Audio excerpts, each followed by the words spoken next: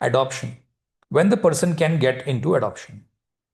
When sun and moon are in quadrants to each other, everything has to be looked at in the D1. Okay.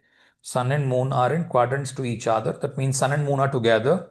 Sun and moon are 90 degrees separated, 180 degrees separated, or 270 degrees separated. Okay, approximately. Okay, you can use Bhava chart for this. Specifically for this, maybe you can use Bhava chart. If they are in quadrants to each other, not from the Lagna. Okay, forget Lagna here. They have to be in quadrants to each other. Moon in the Vimshotri nakshatra of the 8th lord or the 3rd lord of the demon. So you know the Vimshotri lords, right? Ashwini is Ketu, Kritika is Sun, etc. Right? So you know the Lagna also of the person. If moon is in the nakshatra, Vimshotri nakshatra of the 8th lord or the 3rd lord from the D1 Lagna.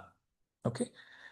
You can take Hasta, Ardra, Purva Bhadra, Uttara Bhadra, and all the other Rudras, wherever Rudras may come up. If I remember, Purva Bhadra, Uttara Bhadra, these two are definitely Rudras, and Ardra is another Rudra.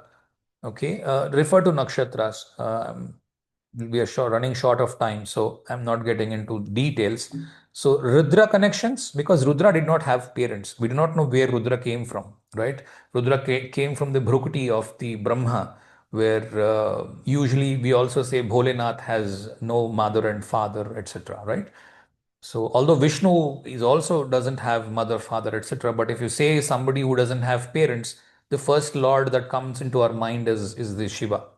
So that's why I'm saying Hasta. Hasta is because Hasta deals with the hands, where if you have to give a person into adoption, you use your hands and give it away to somebody else. That is one thing, and also Mercury rules it. Hasta is where Mercury is been adopted by the Jupiter, although it's not his own son, right? The same thing, Ardra is also falling in the Gemini, where Jupiter, again, Mercury rules it, right? So, Hasta, Ardra connections to Lagna, Lagna Lord and Lagna Lord dispositors. This can also have Uttara Bhadra, Purva Bhadra connections. The most important thing here is you look at the D1, Rashi Tulya, and the Navamsha. Okay, it's not Lagna. This is Navamsha. Look at the D1, the Rashi Tulya, and the Navamsha. Look at combinations where the second and the fourth are spoiled. Your second house, your fourth house will represent your family and your extended family.